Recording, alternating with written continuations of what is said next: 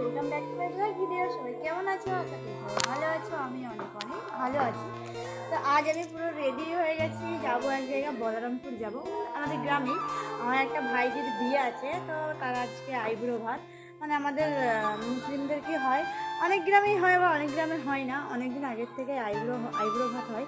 তো ওর বিয়ে এখন দেরি আছে এক সপ্তাহের মতো, তো তার 5 দিন 6 দিন আগের থেকে ওকে আর কি ডেলি এখন আইবুড়ো ভাত খাওয়ানো হবে।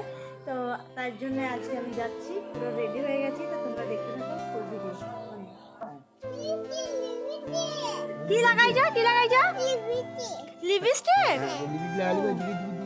না দাদাকে একটা চুমু দাও, একটা দিয়ে দাও,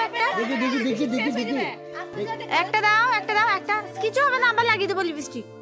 আর দাদা একটু মুখে একটা দিয়ে দাও, আবার লিপস্টিক লাগিয়ে দেবো, দিয়ে দাও।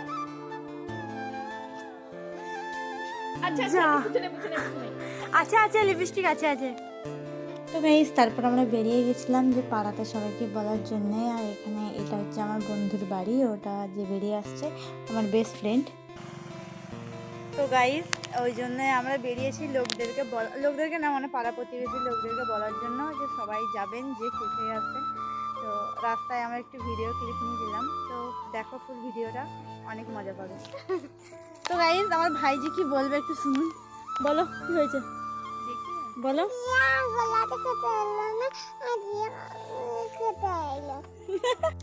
তারপর এখানে আমরা ক্ষীরের থালা পুরো রেডি করে নিয়েছিলাম, মানে আমি রেডি করি নাই, আমার দিদি করেছিল। আর এখানে ওদেরকে নিয়ম যে ক্ষীরের থালা নাকি মাথার উপর দিকে ঘুরিয়ে দিয়ে যার বিয়ে তার মাথায় ঠোকা দিতে হয়। তবে আমি ওইসব মানে এরকম লাগে একটা অর্ডার, তো ওরা করেছিল, আমি তো দেখে খুবই মজা পাচ্ছিলাম।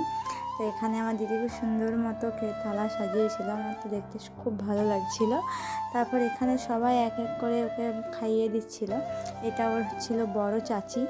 তারপর এখানে খাওয়াচ্ছিল ওরই বোন, ছোট বোন। মেয়েদের জীবনে এই দিনটা যখন আসে, সত্যি যে বাপের বাড়ি ছেড়ে যেতে হবে, যে বোন ভাইদের সাথে থেকেছি, উঠেছি, বসেছি, বড় হয়েছি, খেলেছি, তাদেরকে ছেড়ে যেতে কি কষ্ট না লাগে। তো এখানে আবার দেখো, ওর বোন বলছিল যে দে আমি তোকে অল্প খাইয়ে দিই। তো ছোটো বোন বলছে তুই দিলে কম করে দিয়ে দিবি। তাই ও নিজে খাবে বলে নিজেই ভালো করে মানে চামচটা ভরে ওর হাতে দিচ্ছে যে এরপর খাইয়ে দে। তো ওখানে সবাই আমরা হাসতে হাসতে শেষ। তারপরে এখানে আবার আমিও খাইয়ে দিচ্ছিলাম বসে বসে। আমি ওকে জিজ্ঞাসা করছিলাম কী কী খাবি বল, যা যা খাবি সবই খাবো। তো আমি ওখানে সব কিছুই ওকে বসে বসে খাইয়েছি চুপচাপ। তারপরে আমি যখন খাওয়াচ্ছিলাম, পাশ থেকে ওরই মানে ও আবার আমাকে খাইয়ে দিল, আর পাশ থেকে ওর বোন বলছে পিসি আমাকে খাওয়াবে না, তাই ওকে আবার